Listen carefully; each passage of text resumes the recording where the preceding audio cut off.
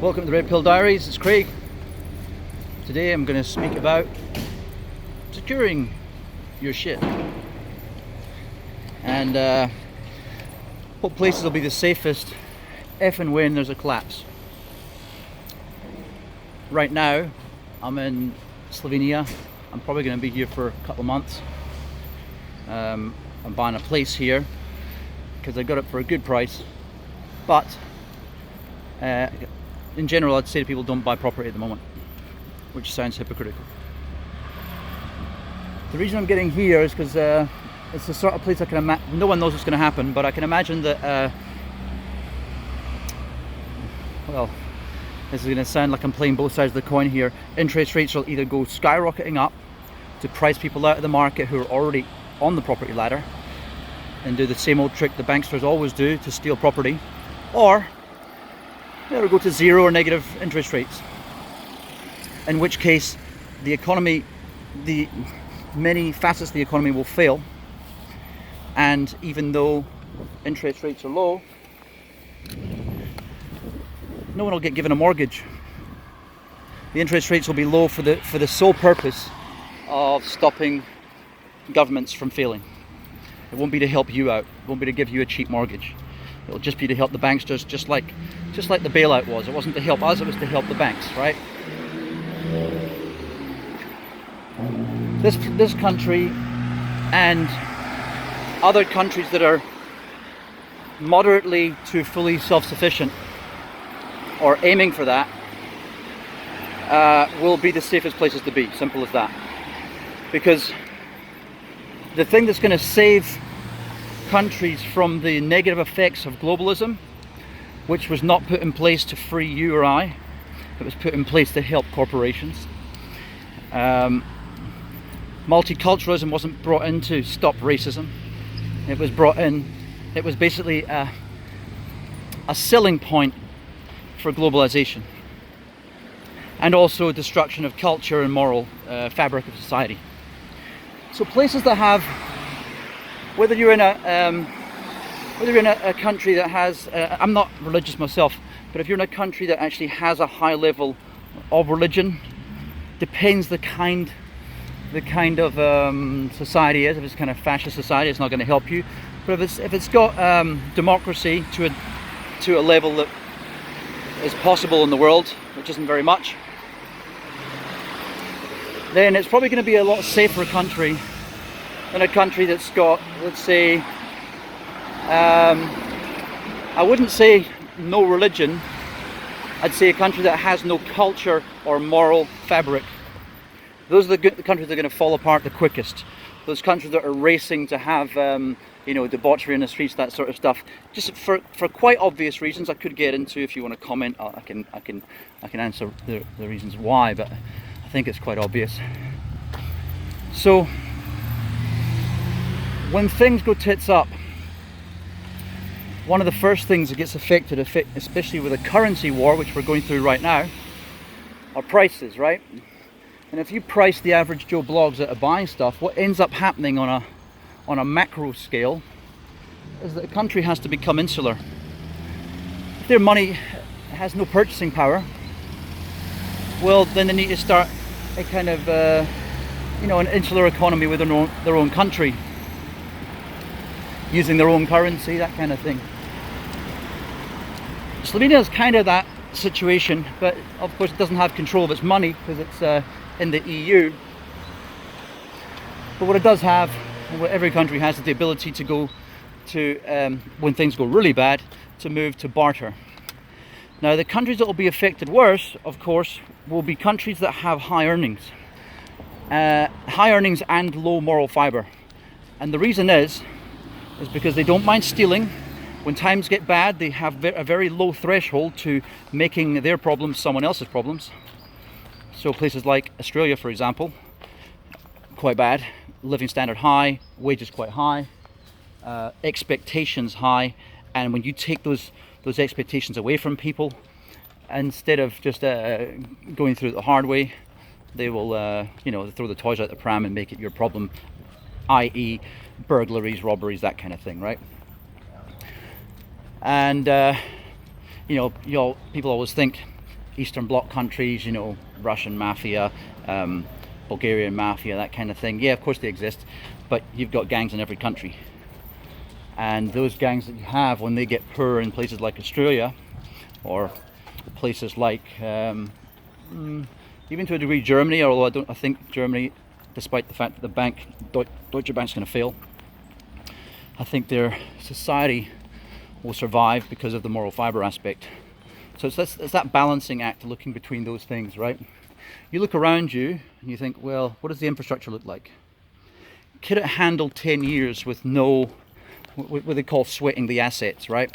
Where you don't do any updates because you're just wringing everything that you have currently for what it's worth. This happens in the IT space when outsourcing companies take over to save money, and then within 5 years, the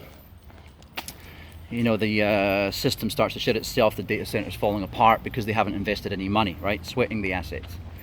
It's what vulture capitalists do. So you also have to look at a balance of things like socialism versus capitalism. If a country is capitalist, is it really capitalist? And, well, none are. So the question is, how much crony capitalism is there? And that is corporate socialism. If there's a high level, then you're going to be under the yoke of the government for a long time. The government is effectively already fascist and it will just get worse. It really is one of those days where I'm just going to keep on running into noisy shit. This is the guy with the 2-stroke strimmer here. So try to take a back road. Let me try to pause this a second. So, do the people have pride? So again, Lithuania. I'm sorry, Lithuania is good as well actually. In a place like this, the wages are low, so the expectations aren't as high. So even to a degree, Bulgaria, a lot more messy than this country. It's going to be a lot safer. You know why? In a time of collapse, those people are used to having fuck all. So they're not going to necessarily rob your house just because they go through hard times, because they're used to going through hard times.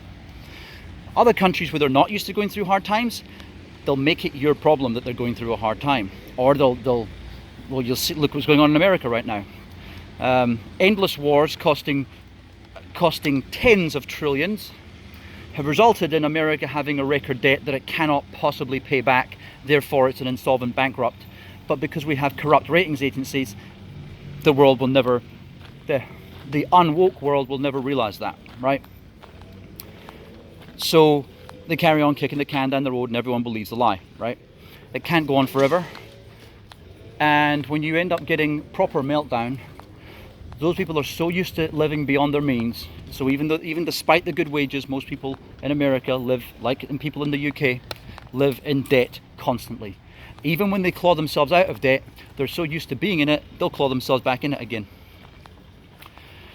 So those will not be safe places to be. And if you are in those places, it is what it is. You'll be far more likely to experience negative equity for one. You're also far more likely to come in contact with some scumbag who wants to ruin your life in some ways to make their lives better, right?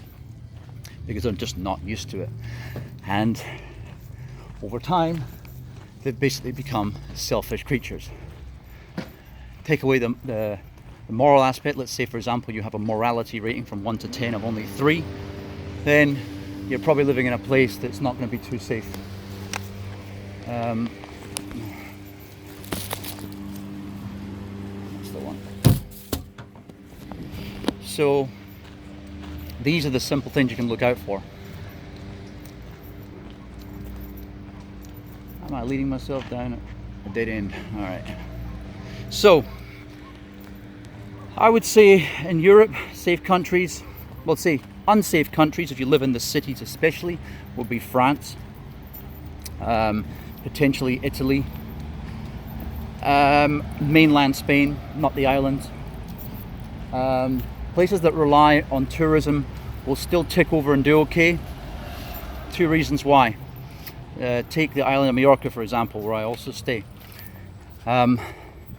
Besides the quite high, fairly high morality level because they haven't turned their back on Christianity so much. Therefore, that comes with certain morals. driven by fear in most cases. Unfortunately, that's how it works with religion. And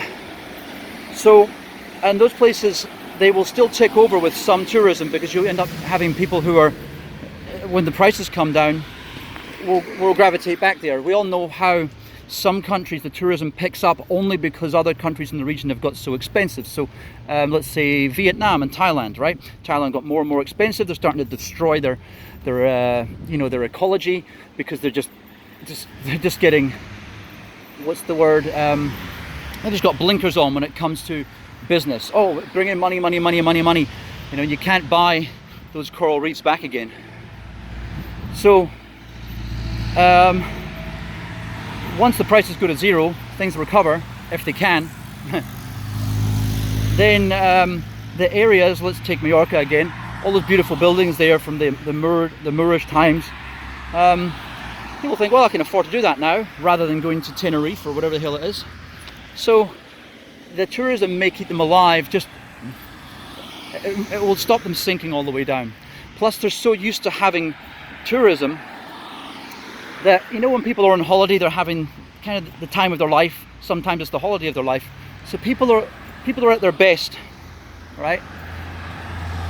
And when you grow up around that, when I was younger, I used to work in a place called Sun City in South Africa, and you know, people are going there for the holidays, so the place just felt positive all the time. Okay, not when you walk through the casino and someone's crying at 3 a.m. because they've lost all their child's college fund, but in general, because people are out by the pool having fun, losing what they expected to lose and no more.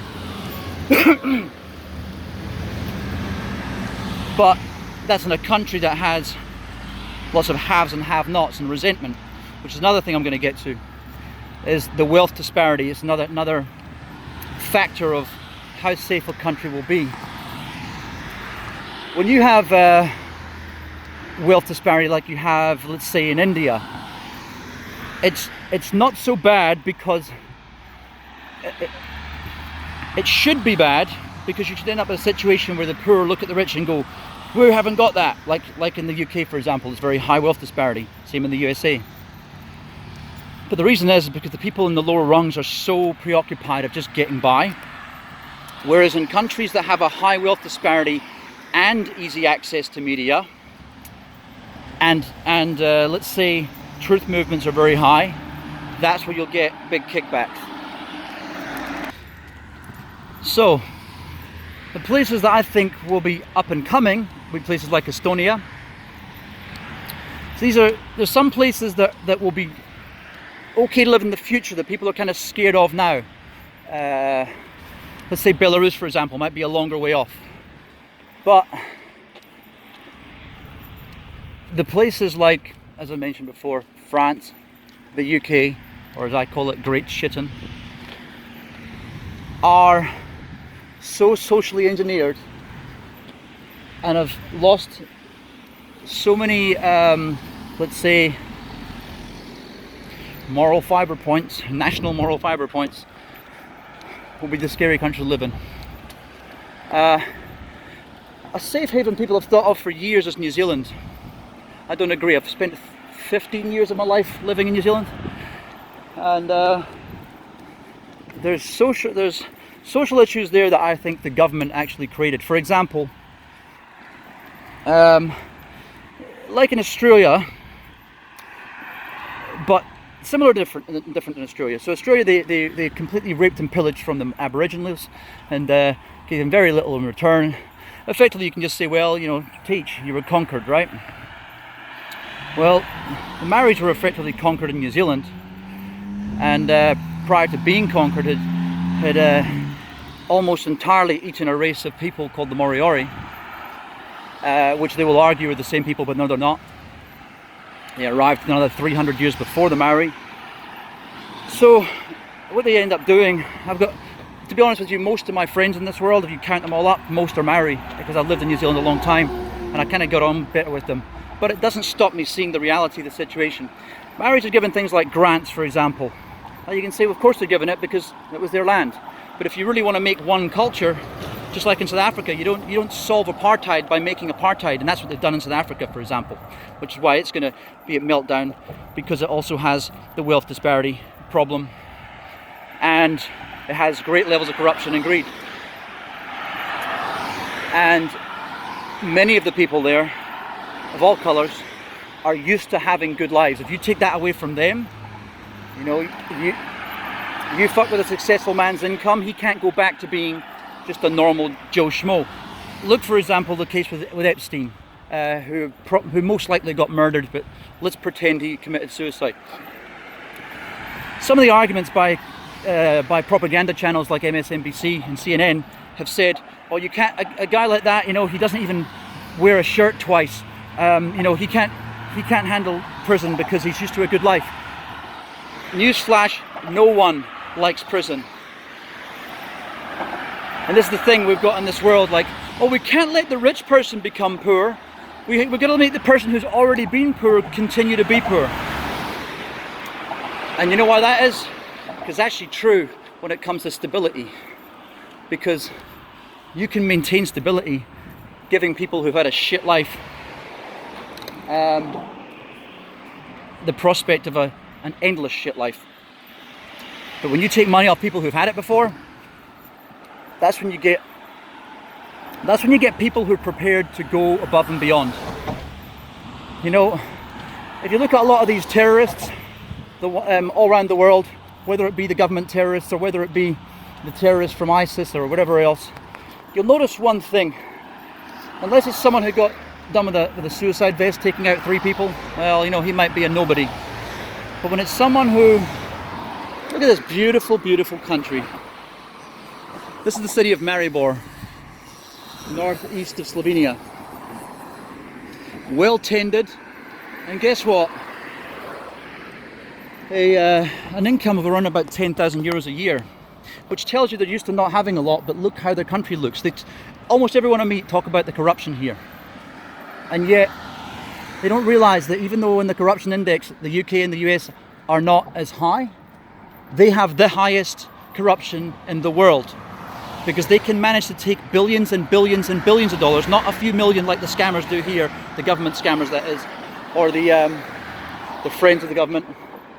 They take billions and they build stuff all, and you've got communities look like squalor. You've got housing schemes that are just breeding ground for crime, and because they malform the sane mind into being an insane mind of selfishness and greed and negativity and evil.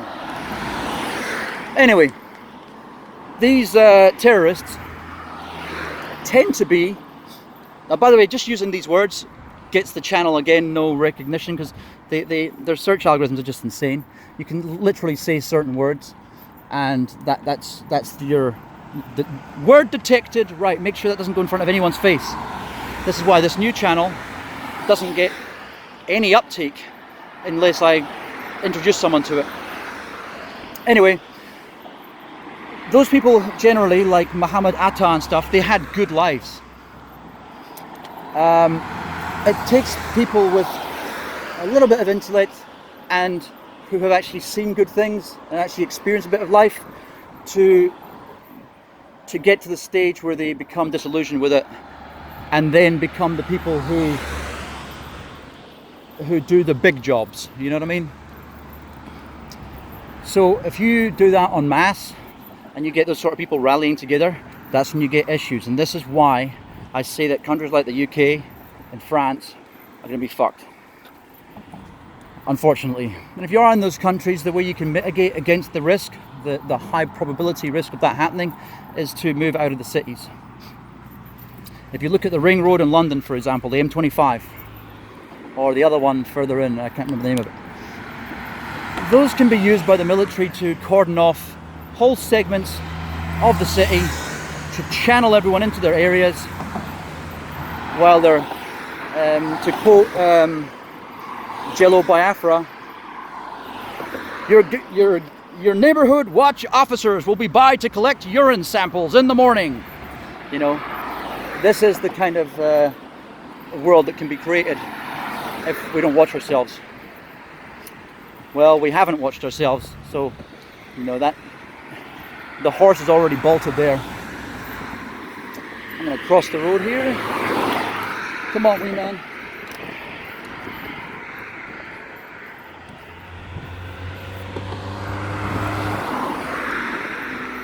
Yeah, so what I'd be doing, depending on what part of the world, you know what, rather than me cover the whole world, 198 countries, what's the point? Ask me below what you think of certain countries and I'll give you my analysis. You know, I don't know everything, I'm not Jesus, I'm not whatever. I'm just someone who analyzes a lot and have a good track record, by the way, for predicting market upturns and market downturns. In some cases to the month, like in October 2008 in New Zealand. But yeah, ask me what I think. I'll give you my answer, and then it'll either make sense to you or it won't. You listen to it or you question it. And either way, I don't really care, but I do like to help. So, in many cities, things like this. Let's take something nicer. If you look in the Gold Coast in Australia, another place I used to live, you'll see a building called the Q1 that went up when I was living there. Big, massive, tall building. You get all these buildings popping up in the sand. The smart man built his house upon the sand. No, he didn't. So, what do they become when you end up with people? So that place has tourism, but it also has a lot of, just like Miami, a lot of negativity because the drug world and everyone's trying to have fun constantly. So it attracts transient people who want endless fun. Those people tend to be very selfish. That's why when things like timeshares, for example, multi-level marketing schemes, you will find places like the Gold Coast and Miami are hotspots for these. Why? Easy money. People who want to go back and sniff coke, sit by the pool, party with their friends constantly, and they never want the party to stop, even if it means they're going to rob from your pocket. Those are places to stay the fuck away from. Especially if you live in a high-rise apartment. Maybe not if you live in the Tambourine Mountains at the back of the Gold Coast, you know, or suburbia like Nerang, although I still think that would be quite bad. But basically, try to get away from people and try to have the ability to protect yourself. If you live in a country, you'd be very surprised how many countries in this world will allow you to own a firearm. You just need to get your license. So Britain's one of those countries. Do it. Go join up with a local club. Get yourself a shotgun. Have something to protect yourself with. Don't be a woman lemming. It's different for me because I'm kind of stateless, so I can't do that kind of stuff. And if you can't do those sort of things, then learn martial arts. I would recommend Krav Maga, but there's many others that are good. Taekwondo, for example, Brazilian Jiu-Jitsu. That'll help you in real life. You don't spend your whole life doing katas, formation things, and someone comes up and smacks you in the face because it's a real world street fighter, you know. Or there's a channel on YouTube where it's an old guy, I wish I remember his name, I think he's German or something, and he makes all these weapons. He always laughs like ha ha ha ha, and he makes these big weapons out of things like like circular saw blades that get fired out. So he makes all these legalized weapons. Do shit like that. And if you can't get weapons, then the only other thing you need is defenses, safe room, stuff like that. Distribute your assets so you can't be robbed in one spot. If that means burying stuff, bury it. Get a GPS locator. You know. Remember when you do stuff like that if you're going to write a will, I don't really agree with writing wills through lawyers. I just think we're past that age. Just give directions that, I don't know, an automated email that gets sent. This software you can find that send out automatic emails after a certain time if you don't intervene. It's a dead man switch, effectively. Like I cannot imagine that Epstein, what's his name again? Jeffrey Epstein, yeah. I can't imagine he didn't make one. So that whole thing's fishy there. Then again, if he is truly evil, he wants to protect the evil. I suppose so. Who knows? So yeah, another thing is, when it comes to work, whatever profession you're in, think, is there any avenue that I can get into working remotely? Even if it pays half of what I earn. There's a good reason for this, and actually with a solid company too, so it's not going to go tits up. If you can live somewhere else So for example, one guy I work with, he decided to kind of do what I'm doing. Rather than be in London all the time, so I'll be in Malaga for a while. Why not? Cost of living's cheaper. You open your window, you got a better view than drizzling half the winter and in freezing cold weather. So why not give yourself a better life? You got to treat yourself, or else your life won't get better. When you're living like a mug to yourself, bad things happen because life's way of punishing you for actually making the wrong turn. If you treat yourself like shit, don't expect life to get better. So, selecting a country to live in will be looking at all these things that I've just spoken about, and do you like the feel of a place? Same as buying real estate. Never buy a place that you couldn't imagine yourself living in if it came to the worst. So people buy some of these slums because they're slumlords, and then the deck of cards folds. Let's say you have all your properties linked and negative equity in one that you have to then sell out of. Then you start struggling for money because your income disappears somehow. You lose your job. Next thing, that one property brings down to 12 you have. Usually you could sell them all, consolidate and buy one great property that you own freehold, or two good properties. But not now because the market's gone low. This is what happens, right? So you bought some place in, I don't know, Sight Hill in Edinburgh, and it's now, oh yeah, God, I bought this as a slum that I could just rent out easily. Now I have to live in it, you know?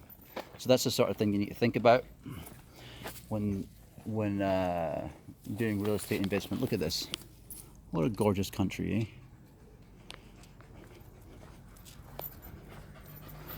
And safe too. So, with the exception of Fukushima, I would say Japan's a very safe place to live, especially when you want to live outside the cities. Here's a reason. Decline in population of 20 million, around about, well, we've got 100 million left now. I'm pretty sure it's around about 100 million. So you have all these empty places out, and places right outside Tokyo, for example, like Kofu, like half the buildings are empty. But the place isn't a shithole still. It's not got boarded up windows. So there's opportunities to rent for very cheap and buy for very cheap. When you're buying in Japan, look for places that are old, because just like in China, they don't appreciate old things. It's like, no, it's old, it's worth nothing. You get this beautiful native timber the whole place is made out of. It's solid as hell, yet no one wants it. You'll get it for 40 to 60 grand, something like that. Awesome house. Boom. There's your holiday home. There's your bug out pad. You don't need to go fully off grid. It's actually, for what some people spend on bunkers and off grid stuff, you'd be cheaper buying yourself a seagoing vessel that can take you to different places, and buying some things, diversifying those things across different countries, basically. So it's unlikely that the country A, B, and C will all collapse, or the governments will try rob us all. So these are just all ways to safeguard yourself from a coming collapse, besides diversification of other assets, besides property and besides real estate. I would say, first of all, silver, if you don't want to carry around silver. I'm not saying get involved in the stock market, but what I'm saying is, if you do invest in silver mining stocks, silver stocks, not paper silver, silver mining stocks, right? Then when the price of silver goes up, so too will your shares, and those companies aren't going bust. Why? Because the price of silver is going up. It's quite obvious. You could say the same with gold, although the increases may not be as much. It still might be a safe bet. That's just if you don't want to carry it around. And to be honest with you, the gains that you'll make off of mining stocks, because of the simple way that speculation works, will probably far outshine the gains that you'll make in the actual solid assets themselves. But it's always good to hold some solid assets like that. Again, sprinkle them around, don't leave them in one place. If you can, don't leave them in one country. If you do, make sure it's a country or countries that are safeguarded by moral fiber, by lower expectation, and lower national debt. Because one thing governments always do is make their debts our problem. They make their friends' debts, the people that actually own them, the banks, they make that our problem as well. So if you want to be in a country that doesn't have banks that are owned by foreign banks that are going to tumble. That's one thing.